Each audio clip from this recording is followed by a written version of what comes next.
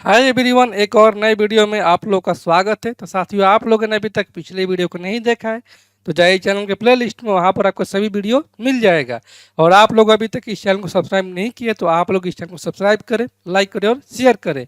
तो आज का हमारा पहला प्रश्न है, साइन के पावर 4 थीटा प्लस का कोस के पावर 4 थीटा प्लस का 2 साइन स्क्वायर थीटा इंटू का कोस स्क्वायर थीटा का मान क्या होगा। ठीक है, तो यहाँ से साथियों दिया है कि साइन के पावर 4 थीटा, साइन के पावर 4 थीटा प्लस का कॉस के पावर 4 थीटा प्लस का 2 साइन स्क्वायर थीटा इंटू का कॉस स्क्वायर थीटा। तो यहाँ से अगर देखते हैं तो 2 साइन स्क्वायर थीटा इंटू का कॉस स्क्वायर थीटा है, यानी कि 2ab है कहीं ना कहीं, और ये a स्क्वायर प्लस का b स्क्वायर है। तो किसका फॉर्मूला है? ये फॉर्मूला a प्लस बी का होल स्क्वायर, यानी कि इसको हम लिख सकते हैं साइन स्क्वायर थीटा प्लस का कॉस स्क्वायर थीटा का होल स्क्वायर। ठीक है, और इसको ब्रेक करेंगे तो हमारा इतना आ जाएगा। तो साथियों, हम पिछले वीडियो में बतलाए थे आप लोगों को कि साइन स्क्वायर थीटा प्लस के कॉस स्क्वायर थीटा बराबर में होता है 1। ठीक है, तो यहाँ से इसका मान हो जाएगा कितना 1, तो 1 का स्क्वायर कितना हो जाएगा 1 हो जाएगा। इसलिए ऑप्शन नंबर यहाँ से सी जो है वो हमारा राइट आंसर हो जाएगा। अगले प्रश्न को देखते हैं। अगला प्रश्न है, 30 मीटर लंबी एक सीढ़ी दीवार के साथ इस तरह से रखी गई है कि सीढ़ी के नीचे का भाग दीवार से 15 मीटर की दूरी पर है, तो क्षैतिज से सीढ़ी का उन्नयन कोण कितना हो जाएगा। ठीक है, तो यहाँ से एक तो हमारा सीढ़ी है और ये दीवार के साथ टिका हुआ है, तो मान लेते कि ए बी जो है, ए और बी हमारा एक तो दीवार है, तो दीवार के पाद बिंदु से कितना दूरी पर है सीढ़ी, ये है 15 मीटर की दूरी पर। ठीक है, यहाँ समाज की सी पॉइंट है और ये सीढ़ी टिका हुआ है दीवार से। यहाँ से हमारा हो जाएगा एक तो सीढ़ी, सीढ़ी लगभग ऐसा ही होता है। ठीक है, और इसकी लंबाई दिया है 30 मीटर का। तो साथियों, हम जानते हैं कि ये आधार और ये कर्ण है। ठीक है, तो आधार और कर्ण जो होता है वो त्रिकोण सममिति में केवल cos थीटा का होता है, आधार बट्टा में कर्ण होता है, क्योंकि यहाँ से ये जो मान पूछा है कोण का, वही हमारा थीटा का मान पूछा है। तो यहाँ से हम लिख सकते हैं cos c बराबर में आधार बट्टा में कर्ण यानी कि 15 बट्टा में 30 लिख सकते हैं। ठीक है, तो यहाँ से हो जाएगा 1 बट्टा में 2, तो 1 बटा में 2 कॉस का मान कितना होता है, तो ये तो कॉस का 60 डिग्री का मान, तो 1 बटा में 2 को हम लिख सकते हैं कॉस का 60 डिग्री। जैसे कॉस ले कॉस कैंसिल आउट, यानी कि सी का मान ऐसा आ जाएगा 60 डिग्री, यानी कि सीढ़ी और दीवार के बीच का उन्नयन कोण जो है वो हमारा 60 डिग्री का है। इसलिए ऑप्शन नंबर यहाँ से डी जो है वो हमारा राइट आंसर हो जाएगा। अगले प्रश्न को देखते हैं। अगला प्रश्न है, पाइप ए 14 घंटे में कुएं से पानी निकाल सकता है, जबकि पाइप बी जो है वो प्रति घंटे 15 लीटर पानी निकाल सकता है।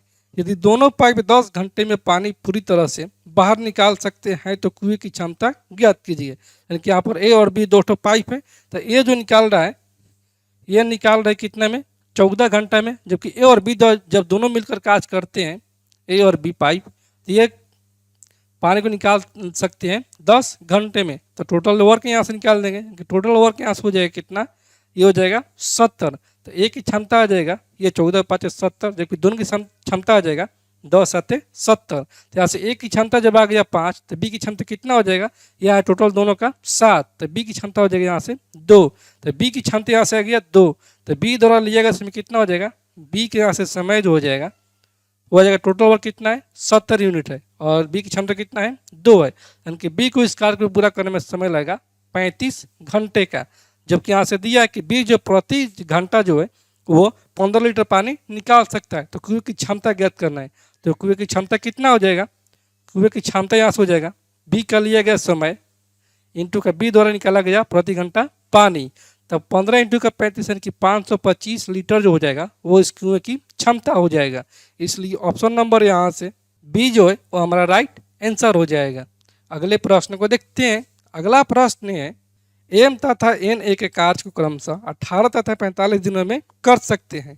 उन्होंने 7 कार्य शुरू किया तथा एम कार्य शुरू होने के 3 दिनों के बाद छोड़कर चला गया, यानी कि 3 दिन तक एम और एन जो है वो कार्य को करते हैं शुरू में, उसके बाद एन छोड़कर चला गया है, तो एन बचा हुआ कार्य अकेले खत्म किया, तो बचा हुआ कार्य कितने दिनों में पूरा हुआ। ठीक है, जैसे एम और एन 2 व्यक्ति हैं, एम जो है ये कर रहा है 18 दिन में, जबकि एन जो है ये कर रहा है 45 दिनों में। तो टोटल वर्क निकाल देंगे, टोटल वर्क हो जाएगा इन दोनों का एलसीएम, तो 18 45 का एलसीएम 90 यूनिट हो जाएगा। तो एम की क्षमता हो जाएगा 18 5 90, जबकि एन की क्षमता हो जाएगा 45 दूनी 90। तो शुरुआती में एम और एन जो है दोनों मिलकर 3 दिनों तक काज करते हैं। तो एक दिन में कितना एक यूनिट काज कर रहे हैं, एम और एन दोनों मिलकर 5 और 2 7 यूनिट। एक दिन में ये कर रहे हैं 7 यूनिट, तो 3 दिन में कितना करेंगे, 7 3 21 यूनिट काज करेंगे। तो 21 यूनिट तक काज खत्म होगा, देखो टोटल वर्क कितना है 90 यूनिट है। तो ऐसे 21 यूनिट घटा देंगे तो यहाँ से हमारा आ जाएगा ये 21 9 30 और 60 90 यानी कि 69 यूनिट अभी भी शेष काज बचा हुआ। तो अब ये शेष काज कौन करेगा, एन करेगा, क्योंकि एम जो है वो 3 दिनों के बाद काज छोड़कर चला जा रहा है। तो एन की क्षमता है कितना 2, जबकि वर्क कितना करना है, इसको 69 यूनिट करना है।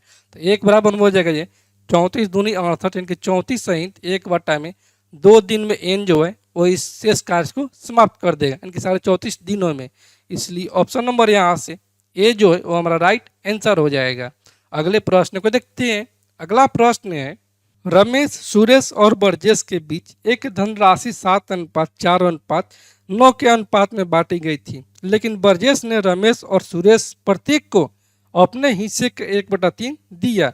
यदि रमेश को सुरेश से 1800 रुपये अधिक मिले हैं तो कुल राशि कितनी थी। ठीक है, कि 3 यहाँ से व्यक्ति है, एक तो व्यक्ति है रमेश, उसके बाद है सुरेश, उसके बाद है बरजेश, और इनके राशियों का अनुपात यहाँ से दिया है 7:4:9 दिया है।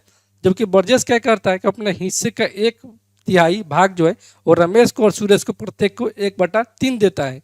तो बरजेश की टोटल राशि कितना है 9 है, तो 9 का 1/3 कितना हो जाएगा, ये हो जाएगा 3 यानी कि 3। ठीक है, तो ये 3 जो है वो 3 रुपया देता है ये रमेश को भी और 3 रुपया देता है सुरेश को भी। तो अब इनके राशियों का अनुपात कितना हो जाएगा, ये हो जाएगा 7:3 10 अनुपात का, ये 4:3 7 अनुपात का। इसके पास कितना बच जाएगा, 9 में से 3 इसको दे दिया और 3 इसको दे दिया, इसके पास शेष राशि बच जाएगा 3 बच जाएगा।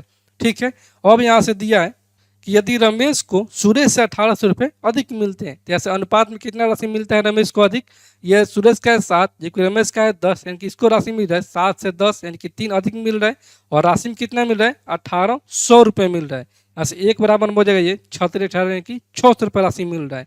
तो बोल रहा है कि इनकी जो टोटल राशि थी पहले वो कितनी थी, तो टोटल राशि कितना हो जाएगा 9 7 16 4 20 हो जाएगा, यानी कि 20 बराबर में यहाँ से हमारा आ जाएगा 600 इंटू का 20 यानी कि 12,000 रुपये जो थी वो इन तीनों की शुरुआत में राशि थी। इसलिए ऑप्शन नंबर यहाँ से डी जो है वो हमारा राइट आंसर हो जाएगा। अगला प्रश्न है, अजीत और शुभम की वर्तमान आय का अनुपात 7:8 है।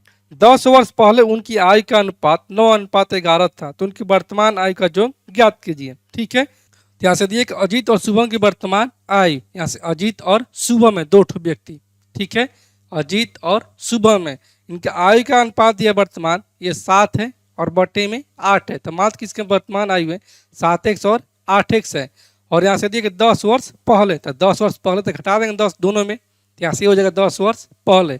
और भी इनके आयु का अनुपात कितना हो जा रहा है, ये हो जा रहा है 9:11 हो जा रहा है। तो ऐसे तीछा तिरछी गुना हो जाएगा, तो 11×77x माइनस का 11 दाम है 110 बराबर 9 8 72x और माइनस का 90 हो जाएगा। तो x को एक तरफ लेकर जाएंगे और संख्या को एक तरफ, तो 77x और ये माइनस का 72x यानी कि हो जाएगा 5x बराबर में ये माइनस का 90 और प्लस का 110 यानी कि हो जाएगा प्लस का 20। तो यहाँ से x का मान आ जाएगा हमारा 4। तो पूछा है कि इसका उनकी वर्तमान आय का योग कितना है, तो वर्तमान आय कितना है इसका 7x और 8x है। इसका योग पूछा है तो 7 8 कितना हो जाएगा 15x हो जाएगा। तो 15x का मान ज्ञात कर लेंगे, तो 15x बराबर हो जाएगा 4 गुने का 15 यानी कि इनके वर्तमान आय का योग है 60 वर्ष। इसलिए ऑप्शन नंबर यहाँ से डी जो है हमारा राइट आंसर हो जाएगा। अगले प्रश्न को देखते हैं। अगला प्रश्न है, वर्ष 2016 में एक शहर की जनसंख्या 1,80,000 है और इसमें 20% प्रति वर्ष की दर से वृद्धि होती है। तो वर्ष 2018 में शहर की जनसंख्या ज्ञात कीजिए, यानी कि 2016 से 2018 में तो कितना की वृद्धि हो जाएगा 20% 17 में हो जाएगा, फिर 20% 18 में हो जाएगा। तो ऐसे टोटल वृद्धि हो जाएगा, यानी कि ऐसे 2018 में जो हो जाएगा जनसंख्या इसका 2018 में जनसंख्या 2016 में कितना है, ये 2016 में जनसंख्या है 1,80,000 जो कि 20% प्रति वर्ष की दर से वृद्धि हो जा रहा है, यानी कि एक वर्ष में हो जा रहा है 120%। ठीक है, दूसरे वर्ष भी हो जाएगा 120%। यहाँ से हमारा हो जाएगा ये 2 0 से 2 0 यहाँ से ये कैंसिल आउट और ये 2 0 से 2 0 ये कैंसिल आउट, यानी कि यहाँ से हमारा आ जाएगा 1800 इंटू का 12 बनेगा 144 हो जाएगा। तो यहाँ से कितना हो जाएगा, ये तो डबल जीरो पहले हो जाएगा, ये 18 चौक 72 को 2 हासिल 7, 18 चौक 72 और 7 कितना हो जाएगा 79 हो जाएगा, यानी कि 79 के 9 हासिल 7, 18 7 25, यानी कि यहाँ से हो जाएगा 2,59,200 इसका जनसंख्या हो जाएगा 2018 में। इसलिए ऑप्शन नंबर यहाँ से ए जो है वो हमारा राइट आंसर हो जाएगा। अगले प्रश्न को देखते हैं। अगला प्रश्न है, चीनी के मूल्य में 10% की वृद्धि होती है। 5 सदस्यों वाला एक परिवार अपने व्यय में वृद्धि नहीं करना चाहता है, तो उन्हें चीनी के मूल्य में कितने परसेंट की कमी करनी चाहिए। ठीक है, इसका एक तो फार्मूला होता है, परसेंट कमी पूछा है, जैसे परसेंट कमी जो हो जाएगा, परसेंट कमी वो हो जाएगा कितना के वृद्धि हो रहा है यहाँ से 10% का, यानी कि यहाँ से हो जाएगा वृद्धि और बॉटम हो जाएगा 100 प्लस वृद्धि इंटू का 100 हो जाएगा। तो वृद्धि हो रहा है यहाँ से 10% का और यहाँ से 100 प्लस 10 यानी कि 110 इंटू का ये हो जाएगा 100। यहाँ से एक जो कैंसिल आउट, 100 बट्टा में 11, यहाँ से हो जाएगा 11,999 के 9 सहित 1 बट्टा में 11% के इसको कमी करना होगा, तब जब इसके परिवार में जो भी खर्च है वो अपरिवर्तित रहेगा। इसलिए ऑप्शन नंबर यहाँ से सी जो है वो हमारा राइट आंसर हो जाएगा। अगले प्रश्न को देखते हैं। अगला प्रश्न है, एक दुकानदार का मालिक वस्तु का मूल्य 20% अधिक अंकित करता है और 10% की छूट देता है।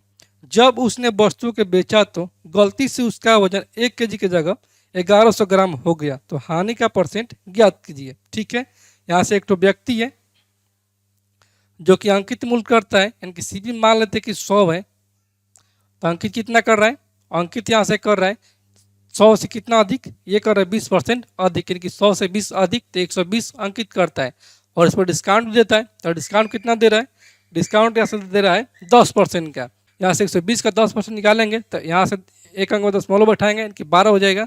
तो 120 में से 12 घटाएंगे तो कितना हो जाएगा 12 और 8 20, ये हो जाएगा 100, यानी कि 108 रुपये का यह डिस्काउंट देने के बाद इसका प्राइस हो जा रहा है, यानी कि सेलिंग प्राइस यानी कि एसपी हो जा रहा है। ठीक है, डिस्काउंट देने के बाद हो जा रहा है। और आगे है कि जब उसने वस्तु के बेचा तो गलती से उसका वजन 1 केजी की जगह 1100 ग्राम हो गया, यानी कि 1 केजी की जगह पर, यानी कि 1000 ग्राम की जगह पर वो दे रहा है कितना 1100 ग्राम।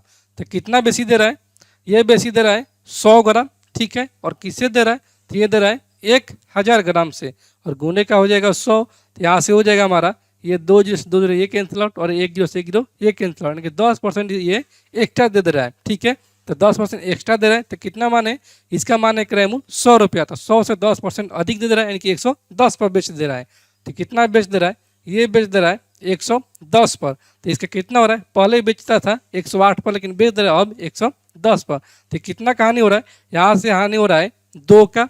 ठीक है, और किसके चलते इसको हानि हो रहा है, तो 110 के चलते हानि हो रहा है, तो बटे में हो जाएगा 110 इंटू का 100% निकालने के लिए, तो यहाँ से हो जाएगा लॉस परसेंट। तो यहाँ से हमारा जाएगा ये 1 जो से 1 जो कैंसिल आउट, यानी कि 200 बटे में हो जाएगा 11। यहाँ से कितना हो जाएगा 11 एकम 11 9 11 8 88, 1.8% का इसको लगभग का हानि हो रहा है। इसलिए ऑप्शन नंबर यहाँ से डी जो है वो हमारा राइट आंसर हो जाएगा। अगले प्रश्न को देखते हैं। अगला प्रश्न है, पी क्यू और आर क्रमशः 35,000 रुपये 45,000 रुपये और 55,000 रुपये का निवेश करके एक साझेदारी में प्रवेश करते हैं। 40,500 रुपये के वार्षिक लाभ में क्रमशः पी क्यू और आर का भाग ज्ञात कीजिए। ठीक है, यहाँ से 3 ठो व्यक्ति है, पी क्यू और आर है। यहाँ से पी हो जाएगा, क्यू हो जाएगा और ये आर हो जाएगा। इनके राशियों का कितना है थी अनुपात, वो है 35,000 45,000 और 55,000। जैसे 3 ठो जीरो के इग्नोर करते हैं क्योंकि सभी में 3 ठो जीरो है, तो 3 ठो जीरो हमारा कॉमन हो जाएगा, तो इसको इग्नोर करते हैं। तो यहाँ से अब राशि का अनुपात कितना हो जाएगा, ये यहाँ से हो जाएगा ये 35,000 इनकी 35 अनुपात का, अगला है 45,000 इनकी 45 अनुपात का, अगला है 55,000 इनकी 55 है। तो यहाँ से 5 से कटा देंगे, तो ये 5 7 35 और ये 5 9 45 और ये 11 5 55। तो इनका राशियों का अनुपात अगर 7 अनुपात 9 अनुपात 11। तो जब राशियों का अनुपात अगर इतना, तो इनका जो बंटवारा हो जाएगा लाभों का, वो इनके राशियों के अनुसार इनका बंटवारा होगा, क्योंकि जो जितना लगाएगा उतना ही उनका हिस्सा मिलेगा। तो ऐसे कितना हो जाएगा टोटल हमारे अनुसार, ये हो जाएगा 11 9 20 और 7 27, इनकी 27 हो जाएगा हमारे अनुसार टोटल। और प्रश्न के अनुसार कितना है लाभ, यह है 40,500 रुपये है, इनकी 40,500 रुपये यहाँ से 27 का मान दिया है। तो यहाँ से हमारा हो जाएगा 9 3 27 और ये 9 चौके 36, ठीक है, 4 9 5 45 और यहाँ से हो जाएगा 15 3 45, एक का मान यहाँ से आ जाएगा कितना, यह आ जाएगा 1500 रुपये। तो बोला कि पी क्यू और आर का राशियों का अनुपात कितना हो जाएगा, यानी कि उनका राशियाँ कितना है। तो कितना हो जाएगा 15 7 कितना हो जाएगा, ये हो जाएगा 75 से यानी कि 105, यानी कि 10,500 पी का राशि हो जाएगा। क्यू का कितना हो जाएगा 15 9 ये 9 5 45, 4 9 4 13, यानी कि 13,500 रुपये हो जाएगा क्यू का। तो आर का कितना हो जाएगा, यहाँ से हमारा हो जाएगा 00, 11 5 55, 11 और 5 16, की 16,500 हो जाएगा इसका राशि। इसलिए ऑप्शन नंबर यहाँ से बी जो है वो हमारा राइट आंसर हो जाएगा। तो साथियों मैं उम्मीद करता हूं कि आज का वीडियो क्लास आप लोग को पूरी तरह से समझ में आ गया होगा और आप लोगों ने अभी तक इस चैनल को सब्सक्राइब नहीं किया है तो आप लोग इस चैनल को सब्सक्राइब करें, लाइक करें और कमेंट करें।